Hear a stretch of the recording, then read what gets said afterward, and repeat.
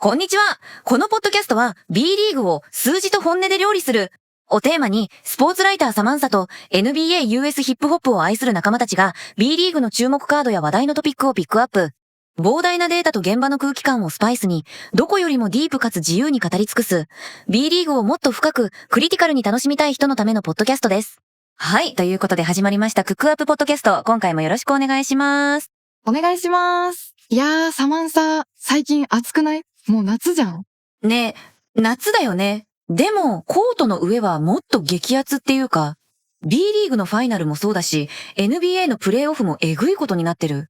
それな、もう毎日寝不足よ。特にウエスタンカンファレンスファイナル、スパーズと OKC のやつ。あれは、もうキャッスルがかっこよすぎて、わかる。特にゲーム5の活躍は神ってた。シリーズ通じてスリーポイント苦しんでたのに、あの試合の序盤でしっかり決めて流れ作ったじゃん。あの修正力とクラッチさ、ガチでスターのそれよ。SGA 相手に体張って食らいついてるディフェンスとか見ててグッときちゃう。フィジカルで負けてないのが本当に男らしいっていうか、なんかすごく好き。応援したくなる。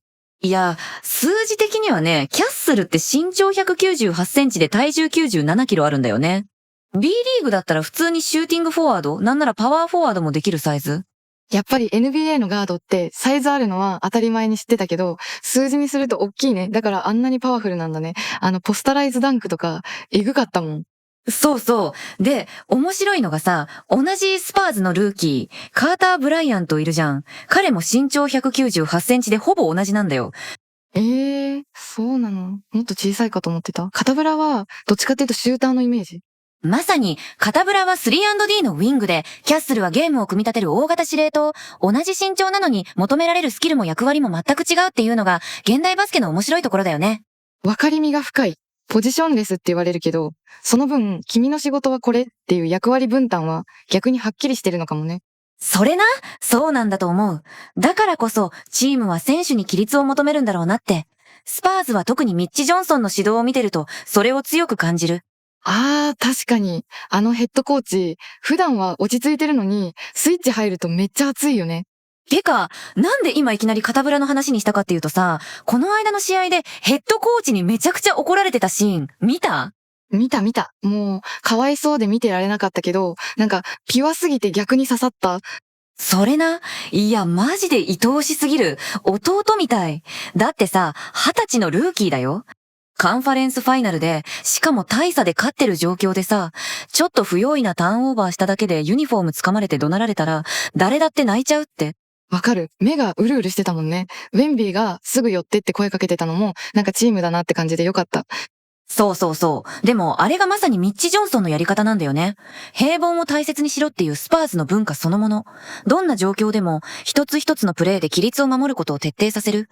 将来のエース候補だからこそ、今のうちに叩き込むっていう愛の無知なんだよ。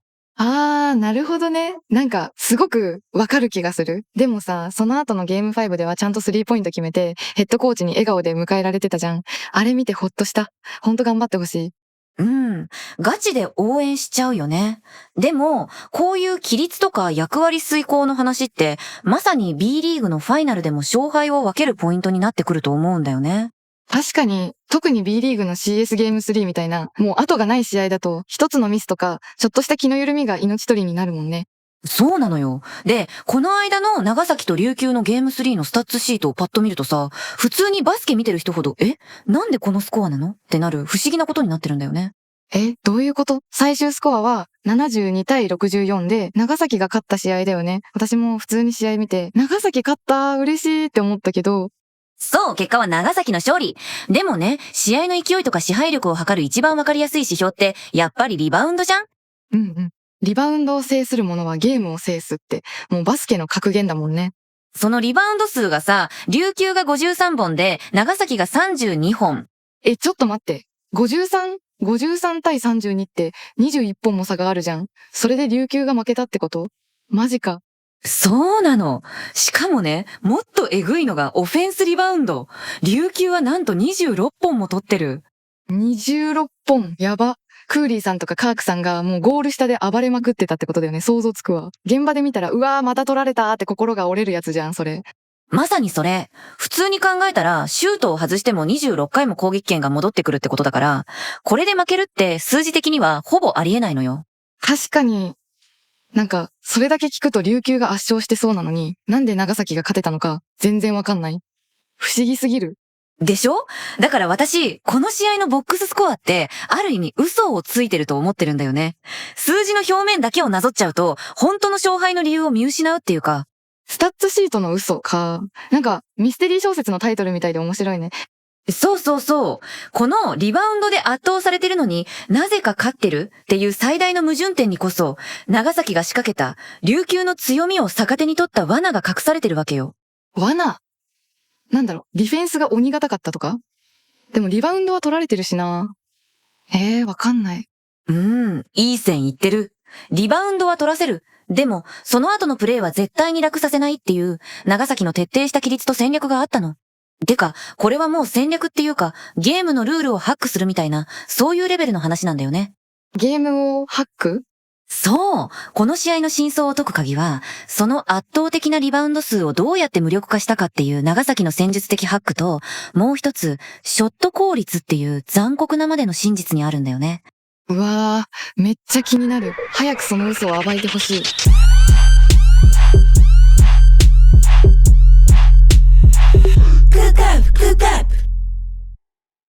じゃあ、そのスタッツの嘘を一つずつ剥がしていこうか。待ってました。早くその謎を解きたい。まず、最大の矛盾点。さっきも言ったけど、琉球はオフェンスリバウンドを26本も取ったわけじゃん。やばい数字だよね。普通ならもう勝負ありって感じ。じゃあ、その26回のセカンドチャンスから、琉球は何点取れたと思う？なんだろう。26回もあったら、最低でも半分近くは、いや、クーリーさんとかカークさんのインサイドを考えたら、もっとか20点くらいは取っててもおかしくないよね。だよね。普通はそう思う。でも、実際のセカンドチャンスポイントは、たったの12点。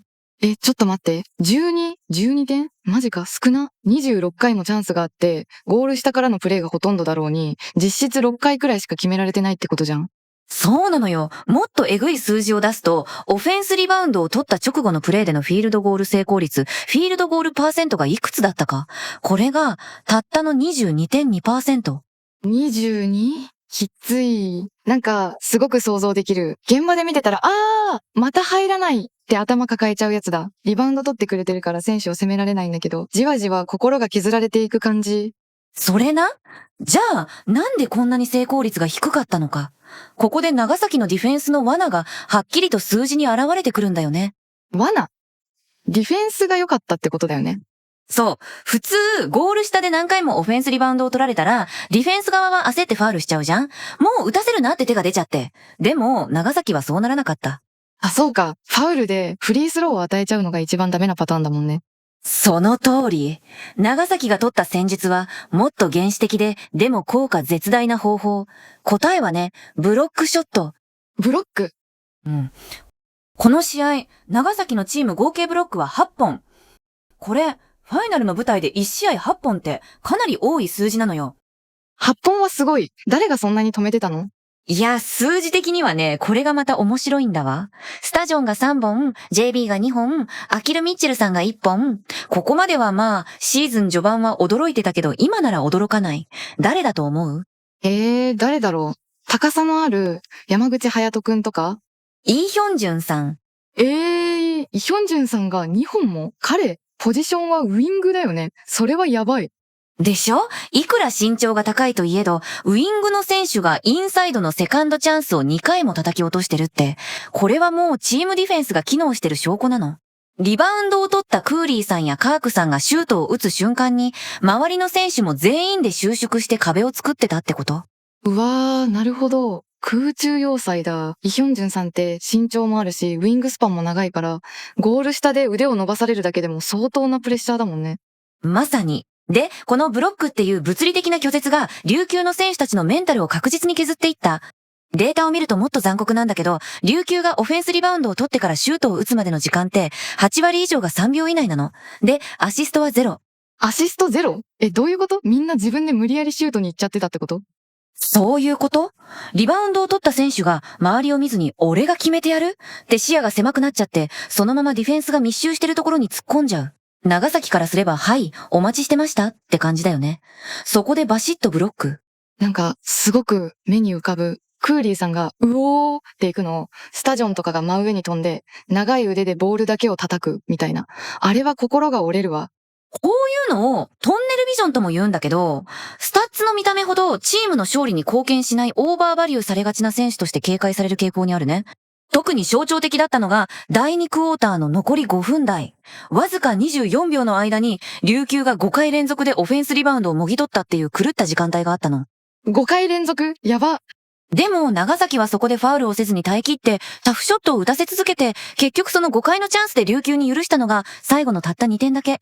あれはもう長崎のディフェンスの執念が完全に上回ってた。すごい、リバウンドは取られてるのに、ゲームは支配してるみたいな感じだね。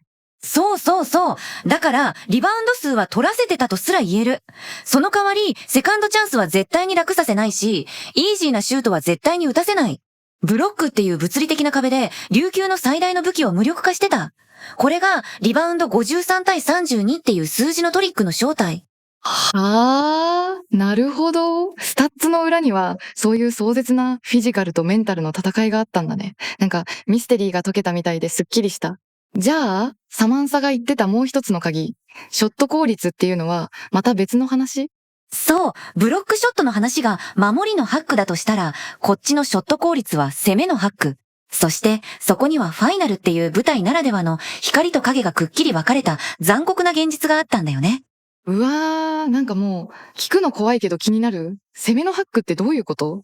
いやー、数字的にはね、バスケの効率を見る指標で、イフェクティブフィールドゴールパーセンテージっていうのがあるんだけど、知ってる？名前は聞いたことある。普通のフィールドゴール成功率と何が違うんだっけ？すごく簡単に言うと、スリーポイントシュートはツーポイントシュートより 1.5 倍価値があるよねっていう考え方を反映させたシュート成功率のこと。このイフェクティブフィールドゴールパーセントを見ると、チームがどれだけ賢く効率的に点を取ってるかがわかるんだ。なるほど。だからイフェクティブなんだね。その通り。で、この試合のイフェクティブフィールドゴールパーセントが、長崎が 50.9% だったのに対して、琉球はなんと 37.1%。ちょっと待って、13.8% も差があるじゃん。えぐい？えぐいのよ。琉球はリバウンドでシュートチャンスをたくさん作ってたのに、シュート1本あたりの期待値がめちゃくちゃ低かったってこと？なんでかっていうと、理由はシンプルで、スリーポイント成功率。長崎が 35.5% 決めてたのに対して、琉球は 21.4% しか入らなかった。この差が、そっくりそのままイフェクティブフィールドゴールパーセントの差になってる。はあ、外のシュートがどれだけ入るかで、そんなに効率って変わっちゃうんだ。なんか、すごく残酷だね。そうなの？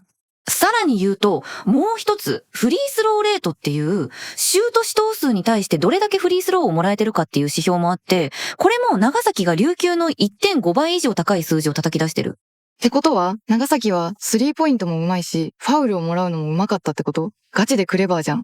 まさに。で、その長崎のクレバーなオフェンスを象徴してたのが、イ・ヒョンジュンさん。彼のスタッツ、マジで神がかってるから、お、来た。あの試合、彼すごかったもんね。うん。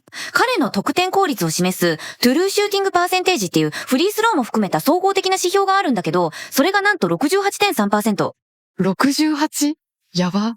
B リーグのトップスコアラーでも、シーズン通して 60% 超えたら化け物って言われるレベルだよね。それをファイナルでやるって、そうなの。23得点もすごいけど、その中身が濃すぎる。スリーポイントはしっかり決めるし、ドライブすればファウルもらってフリースローで確実に加点する。特に第4クォーターの勝負どころで13点取ってるからね。もうエースの仕事よ。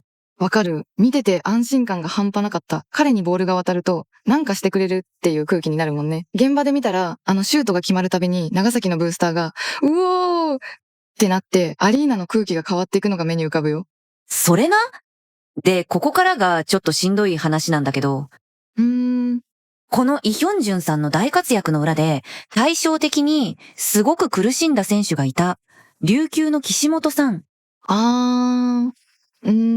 そうだよね。この試合、岸本さんのスリーポイントシュート、結果が9本中0本だったんだよね。なんか、その数字を改めて聞くと、きついね。うちらはずっと見てきたからさ、彼がどれだけチームを背負って、大事な場面でシュートを決めてきたか知ってるじゃん。だから、ファイナルのあの舞台で9本打って1本も入らなかったっていうのは、本人が一番しんどかっただろうなって。本当にそう思う？ショットチャートを見ると、ペイント内の2ポイントシュートは6本中4本決めてるんだよ。だから、完全に調子が悪かったわけじゃない。でも、彼の武器であるアウトサイドシュートだけが、どうしてもリングに嫌われ続けた。チームが苦しい時に自分が決めなきゃっていうプレッシャーも絶対あっただろうしね。なんか、すごく胸が痛い。これがファイナルなんだね。そう。一人のヒーローが生まれる裏で、一人のエースが苦しむ。この残酷なまでのコントラストが、この試合のもう一つの真実だったと思う。ちょっと戻ると、ブロックショットで琉球のインサイドを潰し、ショット効率でアウトサイドでも圧倒した。これで長崎の勝利のロジックはだいぶ見えてきたよね。だいぶクリアになった。でも、まだ謎が残ってるんだよ。この試合って、実はポゼッション数が65しかない、超スローペースな展開だったの。本来なら、走りたい長崎にとっては不利なはずの泥試合。あ、そうなんだ。言われてみれば、そんなに点数入ってないもんね。そう。じゃあ、なんで長崎は自分たちの土俵じゃないはずの、このスローな殴り合いの中で、最後まで高い効率と集中力を保てたのか、その強さの源泉が、また別のところにあるんだよね。なんだろう。でも、長崎の本来のスタイルって、もっと速い展開でガンガン攻めるイメージだったから、スローな展開で勝てた理由がすごく気になる。そうなんだよ。本来、長崎みたいな走るチームは、もっとポゼッションを増やして、速い展開に持ち込みたいはずなの。私も、馬場ちゃんとかがガンガン速攻仕掛けてるイメージだった。ポゼッション65って、B リーグの試合の中でもかなり遅い方なの？明らかにスローだね。ハーフコートでじっくり攻め合う、まさに琉球が得意とする質量のバスケの土俵に完全に引きずり込まれてたわけ。これ、長崎にとっては最大の試練だったはずなんだよ。うわー、そう聞くと全然見え方が変わってくる。自分たちのやりたいバスケができてないガチで苦しい状況だったんだ。そう。で、こういう我慢比べの試合って、普通は集中力が切れちゃって、イージーなミスが増えがちじゃん？それな、なんか、じりじりした展開に焦っちゃって、意味わかんないパスミスしたり、無理なシュート打っちゃったり、見てる方も、もうってなるやつ。でも、長崎はそうならなかった。いや、数字的にはね、むしろ真逆だったの。この試合、長崎のターンオーバー率って 16% くらいに抑えられてるんだよ。一方で琉球は 22% を超えてる。マジで不利な展開のはずなのに、ミスは長崎の方が圧倒的に少なかったってこと？えぐいな、その遂行力。そうなの？この規律の高さが最終的な数字に決定的な差として現れてる。それがネットレーティングプラス12っていう数字。ネットレーティングたまに聞くけど、いまいちピンときてなくて、ごめん、教えて。全然いいよ。簡単に言うと、100回攻撃権があったら何点相手より多く取れますかっていう試合の支配力を測るための指標。プラス12ってことは、同じ回数だけ攻めたら、長崎は琉球より12点も多く取れる計算になるってこと。最終スコアは8点差だけど、試合内容はそれ以上に長崎が圧倒してたっていう証拠なんだよね。なるほど。わかりやすい。じゃあ、点差以上に内容も干渉に近かったんだ。なんか、すごく自力の差を見せつけた感じがするね。まさに、不利な試練の中で自分たちのやるべきことを淡々と、しかも高いレベルでやり続けた。これぞチャンピオンにふさわしい戦い方よ。ヒーローが試練を乗り越える瞬間だったと思う。刺さるわ、その言い方。でもさ、なんでそんなことができたんだろう。ファイナルの、しかもゲーム3っていう極限のプレッシャーの中で、その冷静さとスタミナを保てた理由が知りたいと。精神論だけじゃ片付けられない気がする。それ、面白い見方だわ。まさにそこなんだよ。その強靭なフィジカルとメンタリティを支える源泉が、実はコートの外にあるの。コートの外、練習量とか。練習量ももちろんなんだけど、もっと直接的なもの？てか、これはもう科学と資本の話になってくるんだよね。YouTube でも紹介されてたんだけど、長崎のパフォーマンスセンターがすごいんだよ。なんかその動画見たかも。新しいアリーナと一緒にあるっていう。でも、そんなにすごいの？すごいなんてもんじゃないよ。あれはもう、日本のバスケ界のチート施設。冗談抜きで、NBA とかアメリカのトップ大学のトレーニング施設と比べても遜色ないレベル。マジで？そんなレベルなんだ。具体的に何が違うの？まず、機材が全部ガチ。ローグっていうクロスフィットとかやってる人が見たらうわってなるような、プロ中のプロが使うメーカーの器具で統一されてて、ただ筋肉をでかくするだけじゃなくて、バスケの動きに直結する機能的なトレーニングができるように設計されてるの。へえ、なんか科学的って感じだね。そうそうそう。で、もっと重要なのが、トレーニングだけじゃなくて、リカバリー施設とか、メディカルルーム、データ分析の部屋まで全部がワンストップで揃ってること。練習して、すぐ隣で最新機器使って体をケアして、その日のデータをアナリストが分析して、次の日の練習メニューに反映させるっていうサイクルが、全部同じ建物の中で完結するわけ。やば？それは選手からしたら最高じゃん。移動時間もないし、全部が繋がってるんだ。まさに。で、この環境が何を生むかっていうと、さっきなーちゃんが疑問に思った、終盤でも落ちないスタミナと遂行力、なんだよ。CS の中でさ、明らかに身長のミスマッチをついて、熊子を狙ってくるチームもいたじゃん。あったあった。ポストアップでゴリゴリ来られて、うわ、これはきついかもって思ったシーン。でも、熊子、全然当たり負けしてなかったでしょ？むしろ押し返してた。あれがまさに、このパフォーマンスセンターで作り上げたフィジカルの賜物なのよ。フィジカルでかもられない熊子っていう、新しい武器を手に入れたわけ。わかりみが深い。てか、スタジョンとか JB もそうだよね。二人とも体重110キロ近くあるのに、あの試合の最後まで足が止まらずに走り回ってたもん。あれも、この施設のおかげなんだ。その通り。これはもう、琉球が長年かけて培ってきたカルチャーとかキングスの魂みたいなものに対して、長崎はサイエンスと資本で殴り込みをかけてる、みたいな構図なんだよね。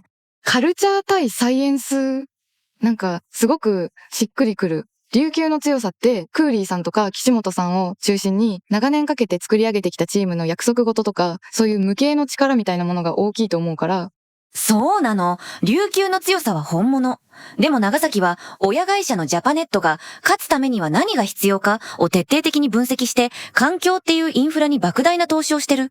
民間で1000億円かけてアリーナと施設作るなんて、普通じゃ考えられないじゃん。確かに、レベルが違うわ。だから、長崎の強さの根源は、単なる選手個々の能力だけじゃなくて、この科学的根拠に基づいたフィジカルと、それを可能にする資本的なバックアップっていう、クラブ全体のシステムにあるんだよね。これが、あのファイナルゲーム3の終盤で見せた異次元の強度の正体。うわー、鳥肌立った。そういう裏側を知ると、試合の見え方が全然変わってくるね。でしょ？で、この長崎が見せたシステムとしての勝ち方って、まさにこれから始まる B プレミアっていう新時代を占う上で、めちゃくちゃ重要なヒントになると思うんだよね。B プレミアか。なんか、サラリーキャップが導入されたり、いろいろ変わるって聞くけど、具体的にどう繋がってくるの？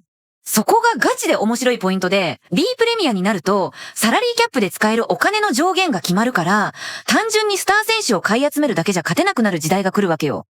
なるほど。じゃあ、お金の使い方というか、チーム作りの賢さがもっと問われるようになるんだ。そうなの。まさに今回のファイナルが、その縮図だったと思ってて、琉球の強さって、クーリーさんやカークさんみたいな絶対的な子と、長年かけて作り上げてきたカルチャーじゃん？これはもう本物だし、リスペクトしかない。うんうん。うちらはずっと見てきたからわかる。キングスの魂みたいなのは、お金じゃ買えないもんね。なんか、すごく、誇りでもあるし、そうそうそう。でも長崎は、その伝統的な強さに対して、全く違うアプローチで答えを出した。それがシステムとサイエンス。選手の身長が何センチとか、体重が何キロっていうスペック表だけじゃなくて、そのサイズをどうやって活かすかっていうデザインと、それを実現するためのインフラに投資するっていう考え方。サイズの活かし方か。確かに、イヒョンジュンさんがウィングなのにインサイドでブロックしたり、熊子が自分より大きい選手に当たり負けしなかったり、ポジションの役割を超えてる感じがしたもんね。まさにそれ。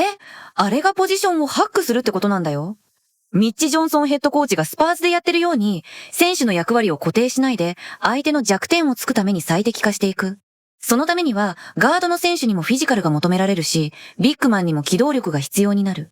わかりみが深い。ってことは、これからの B リーグで勝つためには、ただ背が高い選手を集めるだけじゃなくて、その選手たちをどういうシステムで動かすかっていう、コーチとかフロントの手腕がもっと重要になるってことだね。その通り。で、そのシステムを支えるのが、パフォーマンスセンターみたいな科学的なインフラ投資。私が前にノートに書いたんだけど、現代バスケってもう見えない貢献をいかに評価するかの戦いになってるんだよね。スパーズの選手がサムネの記事ね、読んだよ。スタッツの余白の話、めっちゃ刺さった。ありがとう。そう。あの余白を埋めるのがまさに科学の力なの。終盤で足が止まらないスタミナとか、怪我をしない体作りとかって根性論じゃなくて日々のトレーニングとケアの積み重ねじゃん。長崎はそこに投資することで試合の最後の5分間で相手を上回るっていう目に見えないけど決定的なアドバンテージを作り出してる。なんか、すごく納得した。琉球の質量も大好きだけど、長崎のシステムは未来のバスケって感じがするね。どっちが正しいとかじゃなくて、アプローチが全然違うんだ。そうなのよ。だから、B プレミア前夜の今、うちらは単なるファイナルじゃなくて、日本バスケの未来を占う二つの哲学のぶつかり合いを目撃したんだと思う。これからの時代、クラブはどっちの道を選ぶのか、あるいはどう融合させていくのか、そこが問われていくんだろうね。はあ、深い。なんか、自分の推しチームがどっちの哲学に向かっていくのか、めっちゃ考えさせられる話だった。ね。本当にそう思う。いやー、なんか今日はガチで語っちゃったね。でも、ファイナルが終わって一つのシーズンが終わった今だからこそ、こういう話ができるのって面白いわ。めっちゃ面白かった。今日の一言まとめを言うなら、選手の頑張りの裏には、クラブの哲学があるって感じかな。なんか、すごく試合の見え方が立体的になった気がする。これからは、そういうクラブの姿勢みたいなところも見ていきたいな。それ、面白い見方だわ。私の一言まとめは、スタッツは嘘をつく。でも、正しい問いを立てれば、何よりも雄弁に真実を語ってくれる、かな。今回の試合は、まさにそれを証明してくれた。うわー、かっこいい。刺さるわ。リスナーの皆さんも、ぜひ、自分の推しチームは、個々のスキルとシステム、どっちの哲学で勝つべきか、とか考えてみてほしいよね。もしよかったら、コメント欄で皆さんの意見も教えてください。聞きたい。いろんなチームのファンの人の意見、絶対面白いもん。ってことで、B リーグのシーズンはこれで一区切りだけど、クックアップポッドキャストはまだまだ続きます。次回からはシーズン全体を振り返る総括とか、早くも動き出した移籍市場の話とかもしていきたいと思ってるんで、楽しみ。オフシーズンもどっぷり B リーグに沼っていきましょう。それな？じゃあ、今回も聞いてくれてありがとうございました。このポッドキャストが面白いと思ったら、ぜひチャンネル登録と高評価、それからコメントもお願いします。皆さんの声が私たちのエネルギーになります。また次回も絶対聞いて、ありがとうございました。またね。